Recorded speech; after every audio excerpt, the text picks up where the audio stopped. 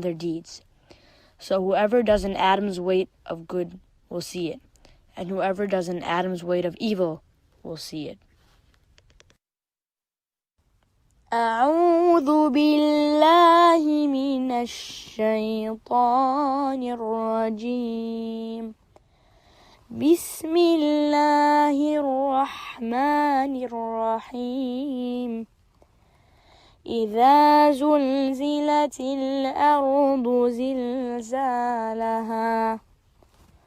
وأخرجت الأرض أثقالها وقال الإنسان ما لها يومئذ تحدث أخبارها بأن ربك أوحى لها يومئذ يصدر الناس أشتاتا ليروا أعمالهم فمن يعمل مثقال ذرة خيرا يره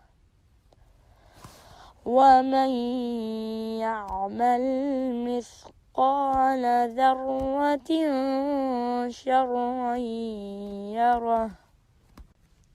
In the name of God, the ever-merciful, the all-compassionate, when the earth is shaken with a mighty earthquake, and the earth brings forth her burdens, and man says, "What is the matter with her?"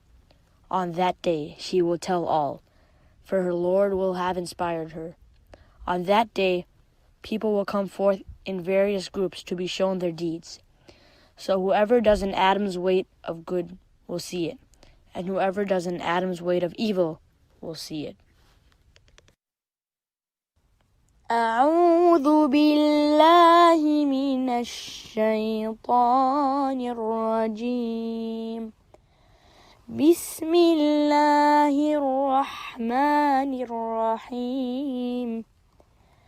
إذا زلزلت الأرض زلزالها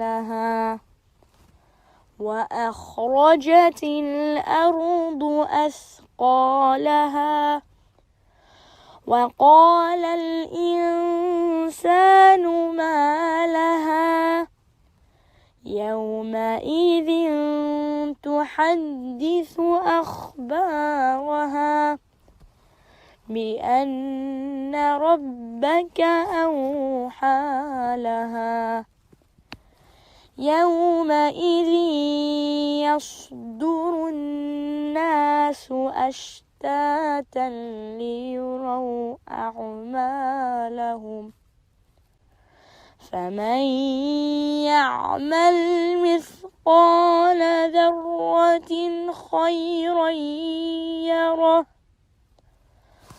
ومن يعمل مثقال ذرة شرا يره.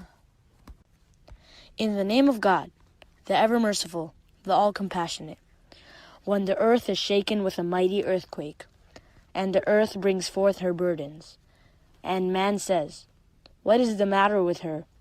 On that day she will tell all, for her Lord will have inspired her. On that day people will come forth in various groups to be shown their deeds. So whoever does an atom's weight of good will see it, and whoever does an atom's weight of evil will see it.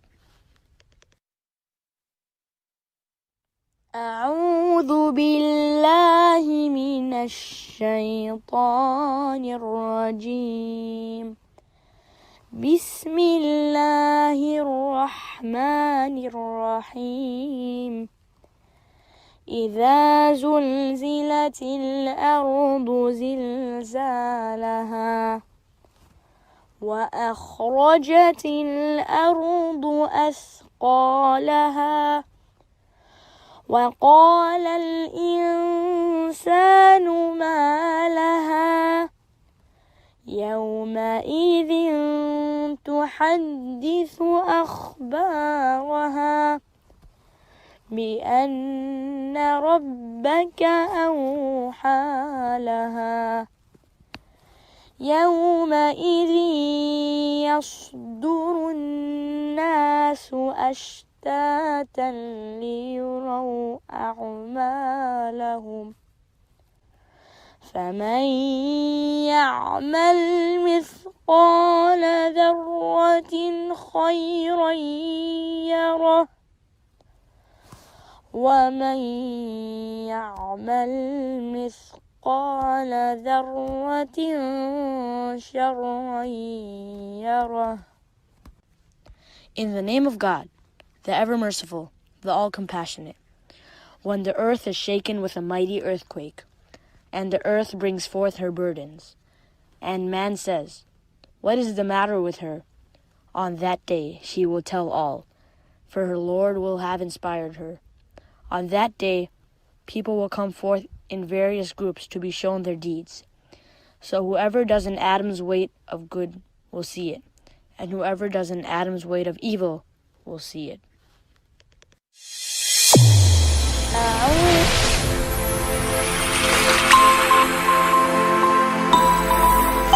Testing.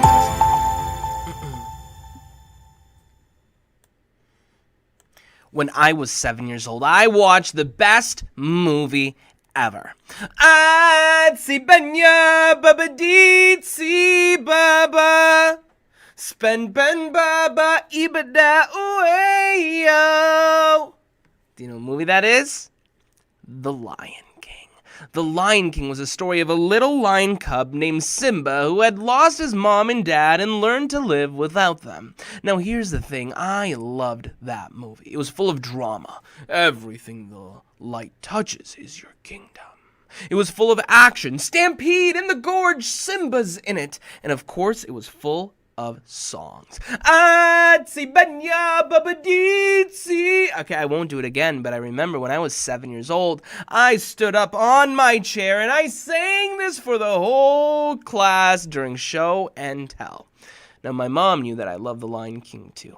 So, one day when I came home from school and I ran up to my room, there was a little box sitting on my bed. And when I got closer towards it and I picked it up, it said The Lion King. And inside of this little shoebox-sized box, there was a fully functioning Simba action figure. It had 4 legs and would move side to side. It had a little button on the back that when we pressed it, it would go roar. I loved it. Me and Simba went everywhere. We went in cars together. We went to school together. We would even sleep together. I remember when I would see Simba in my bed, I would say, "Assalamu alaikum, Simba, have a good night." And he would look at me and he would say, "Roar," because he actually could only say one thing. And I'm pretty sure roar is like Assalamu alaikum in Lion. Anyways, at about that time, something interesting started happening in my masjid. There was a new group of people who started coming. They spoke a different language than I spoke. They wore a different type of clothing than I wore. They even ate a different kind of food. These people were called refugees. Now, if you don't know what a refugee is someone who had to leave their country. They had to leave their home, leave their toys, leave their refrigerator, everything to come to a new world where it was more safe. Now, here's the thing. These individuals had been coming from a country called Bosnia. Now, I remember at my Sunday school, our imam of our masjid came to the front of the musalla. He grabbed the microphone and he held a plastic bag in his hand. And we thought to ourselves, why is our imam holding a plastic bag? But he explained it. He said, "Ladies and gentlemen, boys and girls, I am going to be giving each of you a plastic bag. And when you get home, I want you to open it up and I want you to find the toy that you love the most to put it inside and bring it back to the masjid because we are going to donate it to these children." He said, Allah subhanahu wa ta'ala wants us to give out of what we love the most. So when we got home, it was very easy for my brother. He ran into the garage. He grabbed his baseball mitt. He opened up the bag. He put it in. He came up to the kitchen. He said, "Mom, this is what I love the most. For my sister, it was easy too. She ran up to her room. She, one by one, opened up her plastic bag and put in the stuffed animals. And once it was full, she came downstairs, she held it up, and she says, Mom, this is what I love the most. Do you guys know what toy I love the most? Simba. I remember going into the room. I opened up the door. I slid it open. I looked there and I saw Simba. And Simba saw me. I picked him up. I opened up the plastic bag. I took Simba and I started trying to put him in. And as I was putting it in, my hand started to shake and tremble. And sweat started coming off of my cheek. And I just couldn't do it. I couldn't. I loved him too much. I put Simba down. Instead, I got a Thomas the Train puzzle. I put that in. I took it downstairs and I said, hey, Mom, this is what I love. But my mom knew that. She said, Amin, this isn't the toy that you love the most. Amin, why didn't you give Simba? Now, my mom was right. Simba is the toy that I love the most, so I needed to come up with something good, and I thought about it until I finally got it. I said, hey, Mom.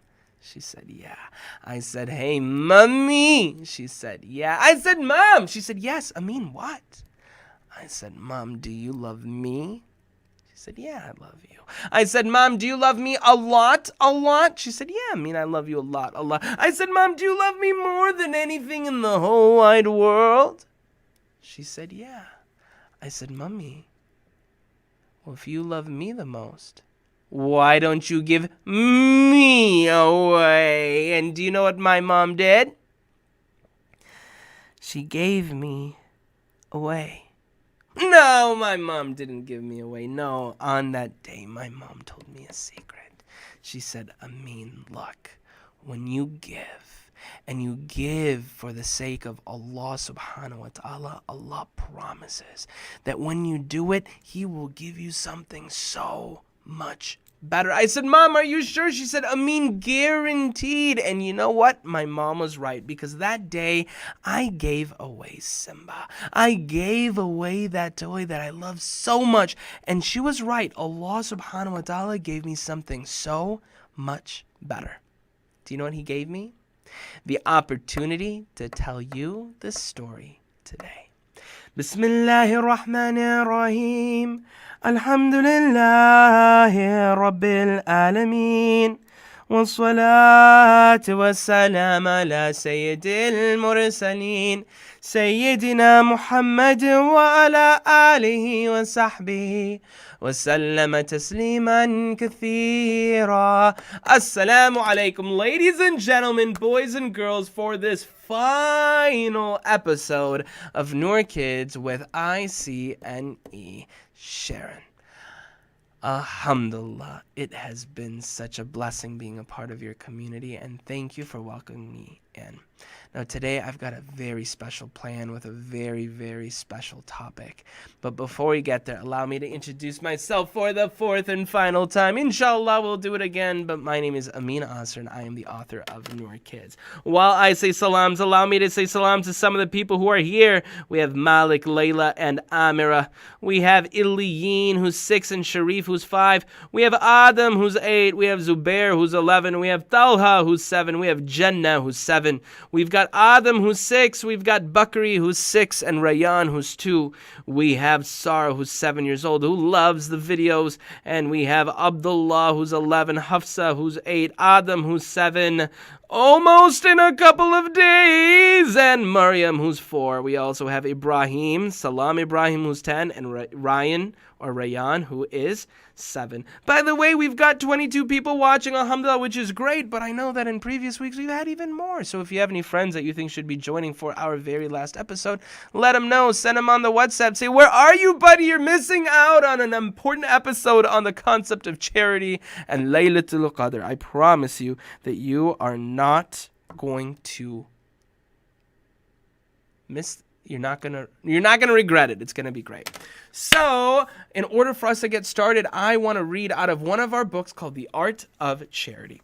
Now, Noor Kids follows the story of 4 characters, Amin, Shireen, Asad, and Amira. They live in a city called Maple Grove, and they go to a school called Northport Elementary. First, there is Shireen. You can see her here. She is going on her scooter. She has a twin brother named Jaffer, and the thing about Shireen is lots of times she does amazing things because she wants to be just like her mom, who works for National Geographic.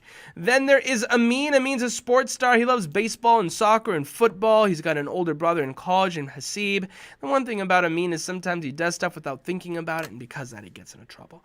Then there is Asad. Asad loves to break things apart just to figure out how to put them back together again, and he has a little baby sister named Yusra.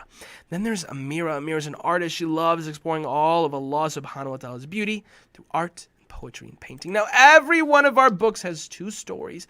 I am going to be reading one story called Give and Get More. But before I start, I need you all to say, Bismillahir Rahmanir Rahim. Write it in the chat box. Bismillahir Rahmanir Rahim. Give and get more. Asad connects Dad's old radio to the walkie-talkies at Fort Amana.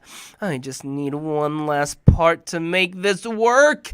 Asad thinks to himself, this is pretty cool. By the way, Fort Amana is where all the Noor kids hang out. It's pretty sweet. Asad empties out his wallet. Not even a penny. There must be a way I can get some money, Asad thinks to himself. He needs some money so he can get this last part. On his way home from school the next day, Asad sees a sign on the neighbor's yard. What does it say? Help needed. Earn $1 an hour. That's a deal. $1 an hour? He's going to be rich. That's it. I can work for Miss Jordan, he thinks. Asad spends the next few days clearing out Miss Jordan's attic.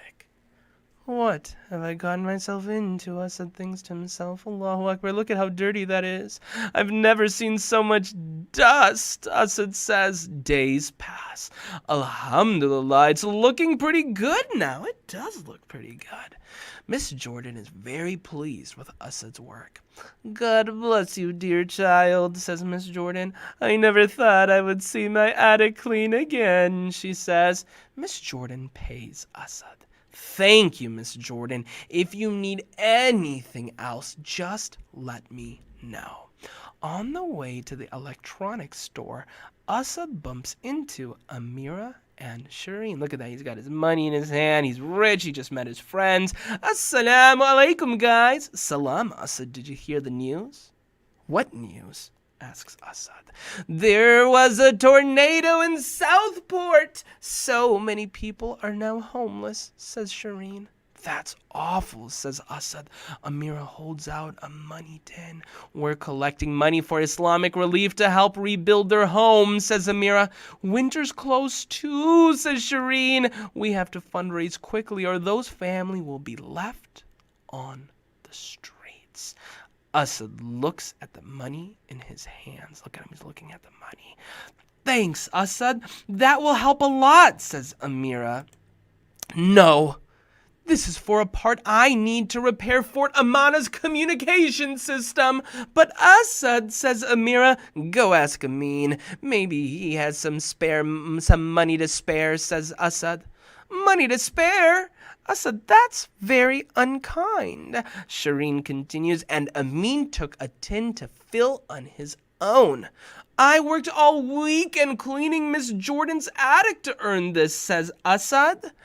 I didn't expect you to behave so selfishly, says Shireen. What? I'm not selfish, says Asad.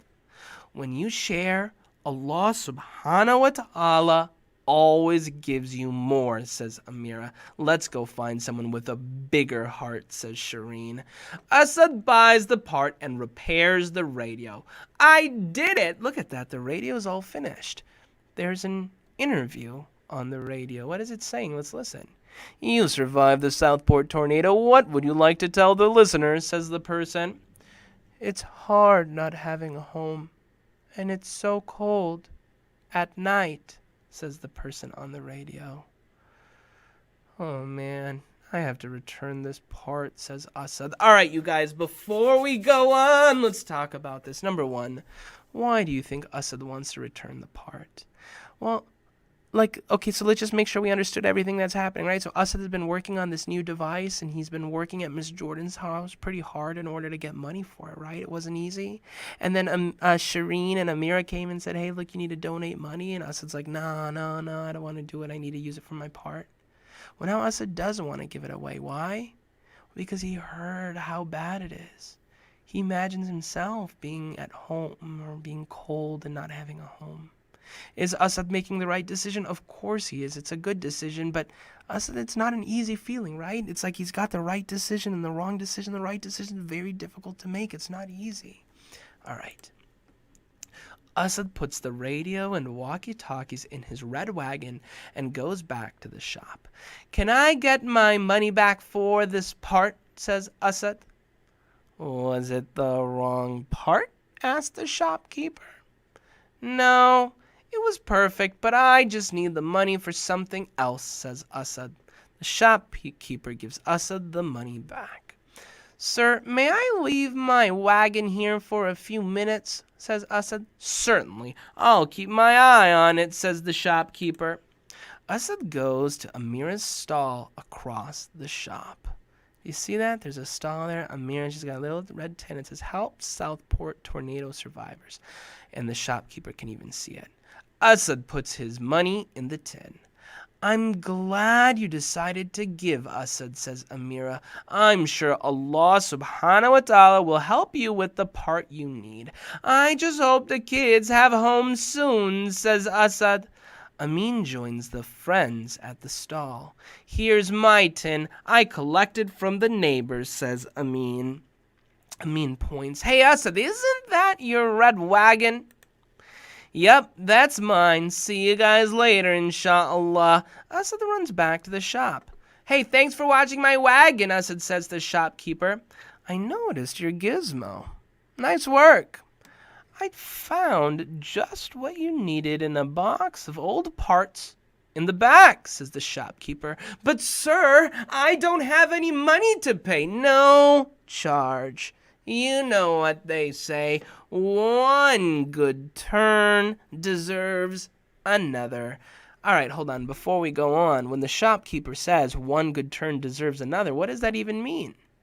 Does it mean it's like turning the wagon? No. What it means is that like if someone does good, when you do good, then you deserve good things as well. And this is also, by the way, Allah subhanahu wa ta'ala's promise. When we do good, even in Adam's way, we get compensated for it. Alhamdulillah, helps us, right? So Asad did something good, right? And what happened? Now the shopkeeper is deciding to help him. And by the way, have you ever given something away that you really wanted to keep? It's not easy, is it? No, it's pretty tough, but it's worth it. Back at Fort Amana, Asad, Amin, and Ethan enjoy the new communication system installed. This is the best system we've had so far, says Amin. How do you do it? He asks. Let's just say, the more you give, the more you get from Allah subhanahu wa ta'ala. The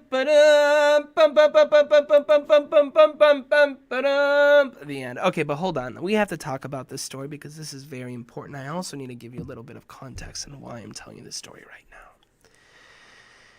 In this story, we learn that when you give out of what you love the most, something that you really love, what did Asad really want? Asad worked so hard for that money. He worked so hard for that communication system, but he gave it. He gave that money. And well, what happened? Did Allah help him? Allah did. Not only was he able to give that money and help those people, but he was able to get that communication system that he wanted anyway. And this is the promise of Allah, that when you give, Allah gives you more. Now, let me tell you why I'm telling you this. You guys, this is unfortunately the last time that we're doing a live program together, and we've been doing it during the month of Ramadan, and we've had so much fun time together. We've talked about prayer, we've talked about fasting, we've talked about moms, we've talked about lots of things, but of course this month of Ramadan, we know it mostly for fasting. And if you have done a half day or a full day fast, then you know that feeling when we are waiting for iftar, where our lips become dry and our tongue is cracked and our throat is aching for just one drop of water. It is arid and barren, and we have like a fire in our tummy that's just waiting to eat. And when iftar comes, we eat that date, or we drink that milk, or we drink that water, and it is like a cool breeze in our body, and we get happy and we feel good. You know that feeling of hunger. Well, my boys, my girls, my brothers, my sisters, there are people around the world every single day, boys and girls that are your age, who never get to break their fast because they go hungry. They don't have water to drink. They don't have milk to drink. They don't have food to eat. And during this month of Ramadan, we remember them. And when we remember them, it should give us the energy, the excitement to reach deep into our pockets and give out of what we love the most. Give our money, because I know that maybe you have a little bit of money and you've been planning to do things with it. Maybe you were planning on buying a super soaker. Maybe you were planning on buying a football. Maybe you were planning on buying a Tom Brady jersey. No, I'm kidding. You probably weren't going to do that. But you were planning on spending that money on something that you really, really wanted. But Allah promises, and by the way, this is not a promise from like a parent or a teacher where you're like, I don't know, are they really going to come through? This is a promise from Allah. Allah says that when you give out of what you love, Allah promises to give you so much more, so much more, so much more. And so I want you, my brothers, my sisters, in this month of Ramadan, with the spirit of fasting, this knowing the need of people around the world, I want you to reach into your piggy bank, even if it's just a little bit, and I want you to give. And when you give, you tell Allah subhanahu wa ta'ala, you say, Ya Allah, this is something I love. This is something I wanted. This is something that I had big plans for, but Ya Allah, I'm doing this for you, Ya Allah. So Ya Allah, whatever good comes from it, Ya Allah, please bless me. Now, there are some times when we can give that it's extra special. And I want to end by telling you this. I talk about my mom a lot because I love my mom. All of you guys love your moms, okay? I love my mom too. And Ramadan, about 7 years ago, was really scary for me because the doctor had given us a call, and the doctor said, Amin, your mom only has 3 more months to live. Your mom has a tough illness called cancer. When the doctor said that and said we had 3 months to spend time with my mom, I started to get very scared and sad. Because of course, I love my mom. I want my mom's hugs. I want my mom's kisses. I want my mom's everything. I don't want my mom to leave. And so I asked my sheikh what I should do, and the sheikh said, Amin, read Quran. Amin, read Quran, read Quran. So I started reading the Quran. I didn't know what I was looking for until finally I got to a chapter towards the end of the Quran in the 30th juz. It was a chapter that I had read my entire life. I had learned it when I was a kid, and it went like this. Bismillahir Rahmanir Rahim. Inna anzalnahu fi laylatil qadr. Surely Allah says, I have created one night that is a night of power, a night of destiny, a night of qadr. وَمَا أَدْرَاكَ مَا لَيْلَةُ الْقَدْرِ. And how can I explain to you what this night of power is? لَيْلَةُ الْقَدْرِ خَيْرٌ مِّنْ أَلْفِ شَهْرٍ. This one night is greater than 1,000 months. Allahu Akbar. When I discovered this, I realized this is the night. This is a special night. If I can pray on that night, inshallah, I can get Allah subhanahu wa ta'ala to answer my prayers. This is the night. So I went to my mom. I said, Mommy, I found the solution. We have to find this night and pray on that night. But my mom said, Amin, it's not easy.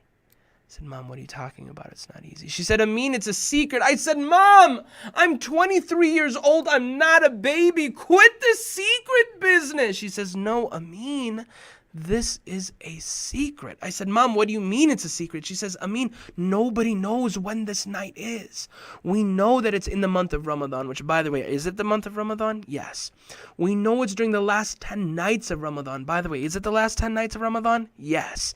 And we know it's on the odd nights. What are the odd nights? 21, 23, 25, and 27. By the way, is tonight the 25th night? Yes. Tuesday's the 27th night. These are nights of power potentially. Anyways, my mom said it's one of those nights, inshallah. So that year, on the 21st, on the 23rd, on the 25th, on the 27th, I spent those nights in worship.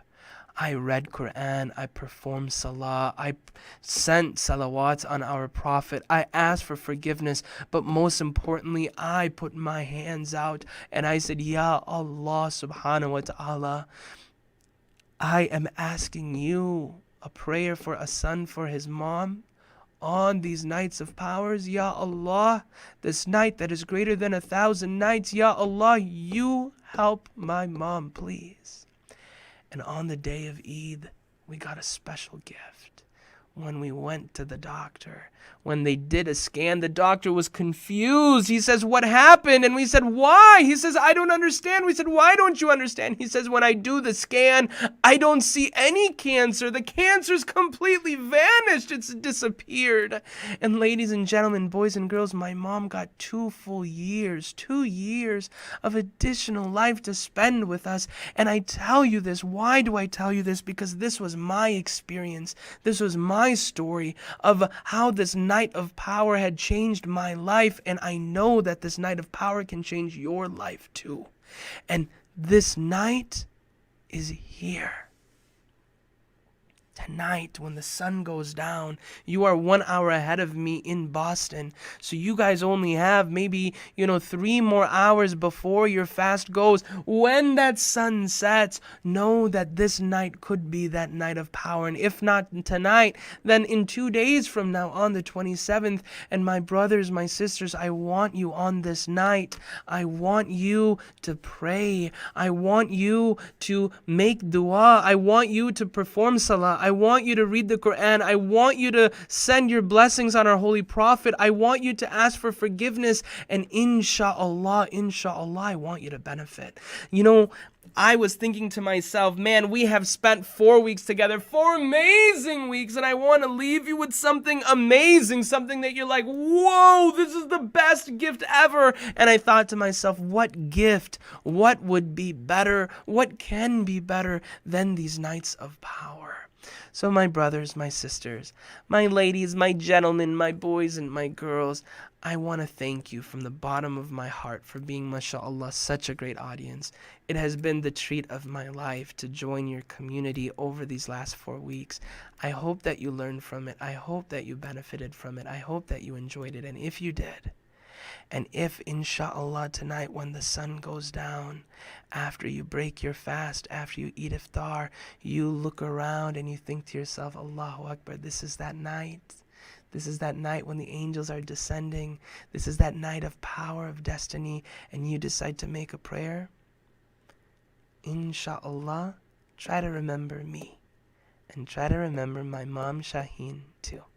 And if you do, I'll really appreciate that. With that, ladies and gentlemen, boys and girls, thank you so much for your time. And inshallah, I wish you a wonderful Eid. Make the most out of this next week, this special week. And I hope you've enjoyed this time that we've spent together. We'll end with Surah Fatiha for the benefit of my mama and also for the, inshallah, for Allah to bless our work with Noor Kids. All right, do it with me. Bismillahir Rahmanir Rahim. Alhamdulillahi Rabbil Alameen. Ar-Rahmanir Rahim. Malik Yawmiddin.